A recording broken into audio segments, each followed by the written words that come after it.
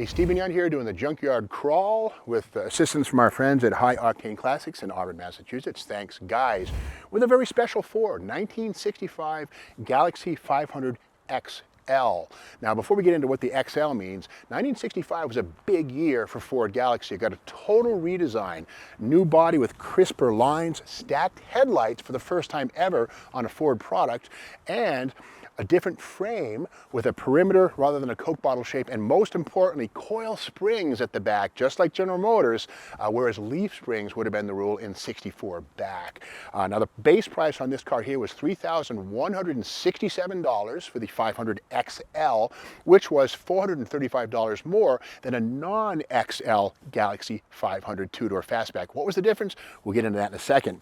It begins with Galaxie 500, that XL, you decide what it means. Perhaps extra luxury, extreme luxury, who knows? But XL meant you had the top of the line Galaxie. Now this one is a two-door semi-fastback, which was a beautiful, formal yet sporty form and shape. Again, new for 65. And the stacked headlights, once again, seen on 65, 6, and 7 Fords, and of course on 66 and 7 Ford Fairlanes.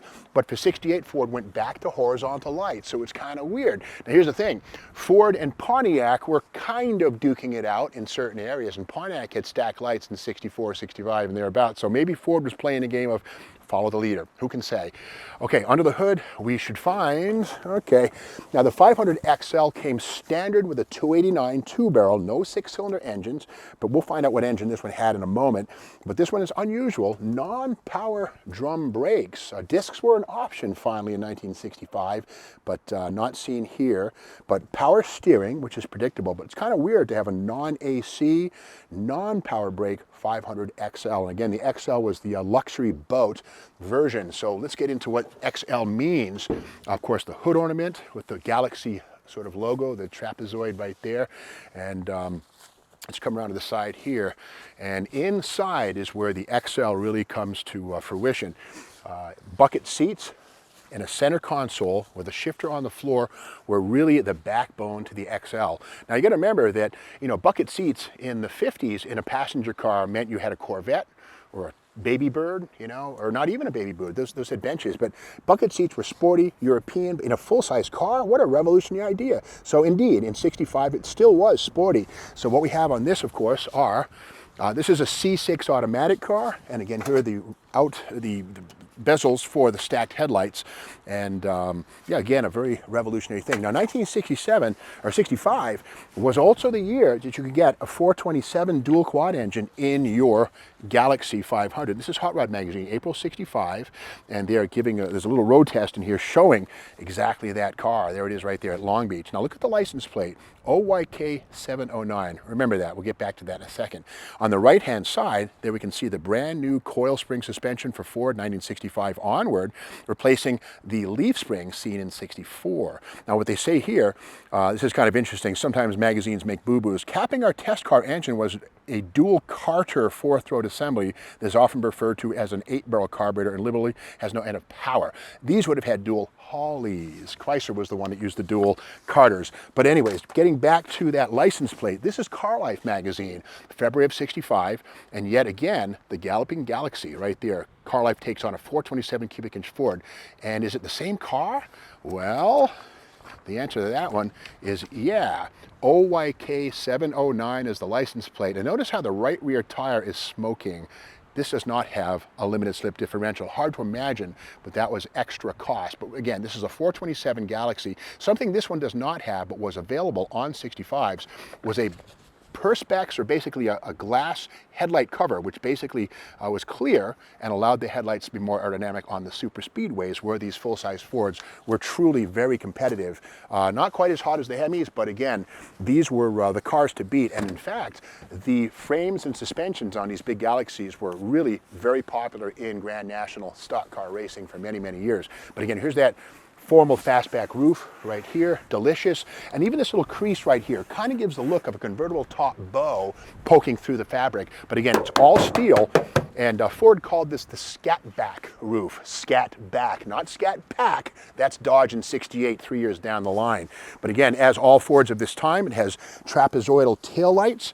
The base Galaxie or the 300 Custom would have actually had the same pierce in the back of the fender, but a circular light. So one of the ways that Ford had created this status hierarchy of the full-size cars was through specific taillights designs that fit into the same opening in the rear quarter panel. But again, this is the High-Zoot Galaxie 500 on this one here. Here's the trunk key. Let's see if we get lucky and we can open this thing. And nope, it's not my car, not going to beat on it. Who knows what treasures await inside of that. Let's come down this way. And Shane, you can go first. Now, maybe go first. And we'll take a peek at the trim tag. Yeah, right here. We can learn so much. Okay, getting back to the engine. The VIN, we see it right here. Where's the VIN? Here it is, right there. Okay, that reads out 1965, E, Mahwah, New Jersey, 68. Galaxie 500 XL two-door hardtop X352 two-barrel axle. Of course, we see a 1. That would be the 3.0 to 1 open differential. And 4, no, not 4-speed. That's the automatic transmission. 5 would be the 4-speed, which was an option. But again, inside we see the bucket seats, which were pretty cool. Similar to Mustang pieces, but not the same. This one does have power steering, but again, manual drum brakes on this one, as we saw under the hood.